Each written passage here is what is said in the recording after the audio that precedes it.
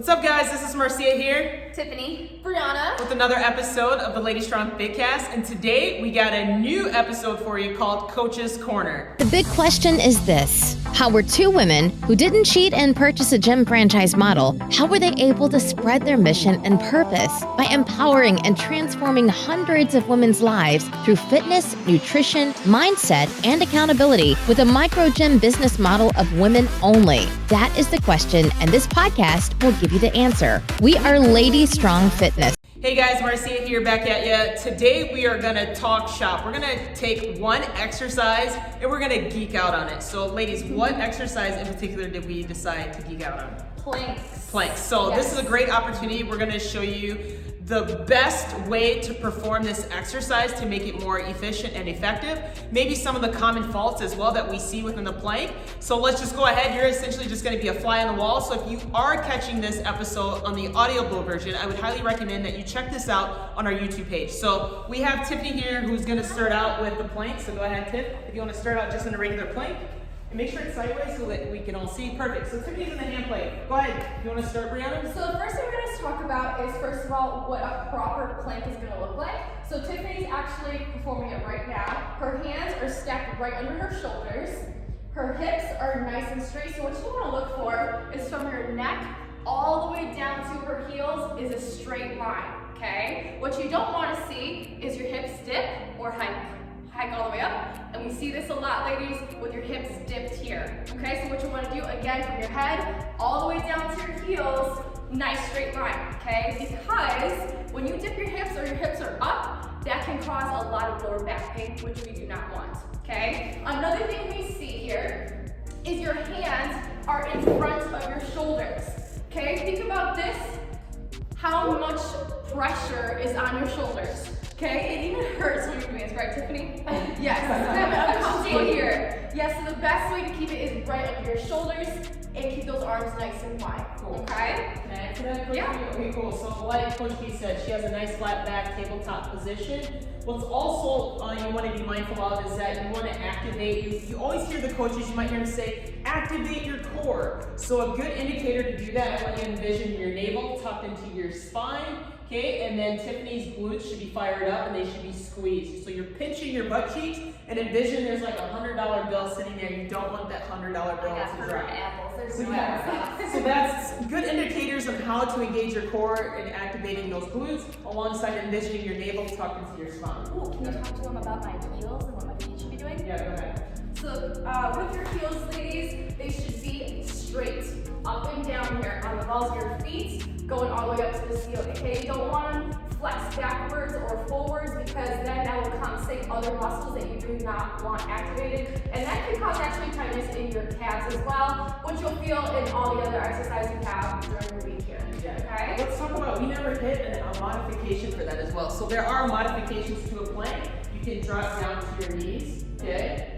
Right? And the same thing goes with your head. Now you want a straight line going all the way down to your knees. Correct. Okay? So it's more at a 45-degree perpendicular angle, right? Yes. And then there's also a kickstand, which you don't really see very common, but you have one foot up, and the other one is knee down. Yep. So you're working your way up from one leg to then two legs, right? So then Tiffany, take that back up. There you go, boom, you're in that position there. So we also just had a conversation prior to this filming, is that you can improvise by, this would be a good way, a good indicator, go ahead, to place, Coach B, if you want to talk about that as well? Yeah, so the indicator here is the bench, which allows, again, what I talked about at the beginning, is have your shoulders stacked right under your hands. And it won't allow you to bring your hands in front, okay? So then you're compensating only the muscles that are targeted here. Very cool. Another thing too that I see, ladies, they have a tendency to hold their breath. You guys ever get that? They hold, yeah. Yes. So you want to make sure to relax.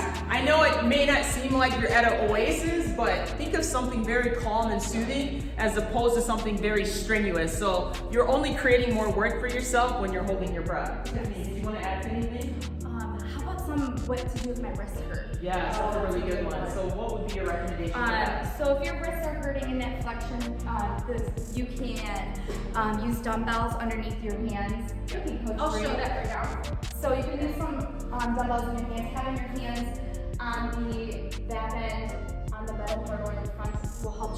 direction or angle of the flexion of your wrist.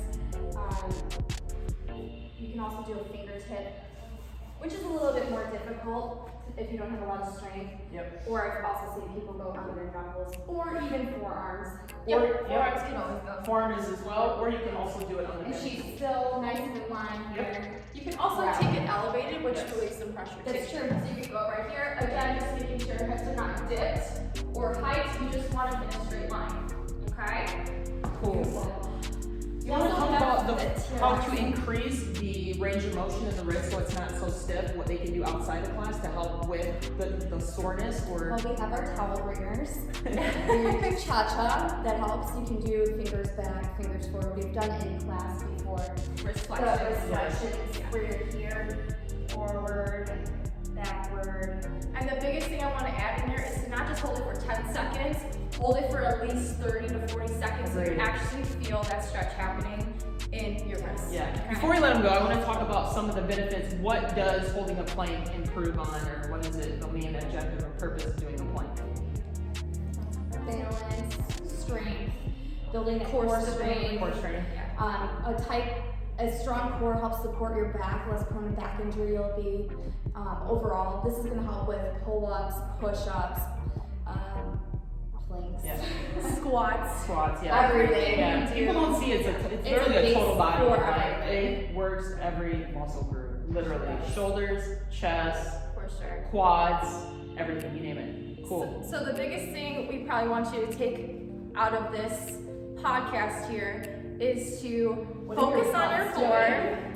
What is your core doing? Yes, focus on your form, and if that means to take a little bit more time during your duration while you're working out, then so be it. If you have to do a modification, you're gonna get stronger from doing modifications. So don't be afraid of doing all these little tricks and tips here while you're working out. Don't worry about the person next to you, worry about what you're doing. Agreed. And then always grab us and say, how's my form, yo? Yes. What's really cool, we have in November, which is called Planksgiving. Oh, yes. So this is a great segue into Planksgiving to work on this outside of class, maybe even time yourself, challenge yourself and benchmark yourself, maybe hold a plank and see how long you can hold it for, and then maybe as time progresses, reevaluate that first initial assessment or benchmark to see how much you've improved, right? So these are some good takeaways that you could be incorporating both inside of class as well as outside of class. Ladies, do you have anything else you'd like to share?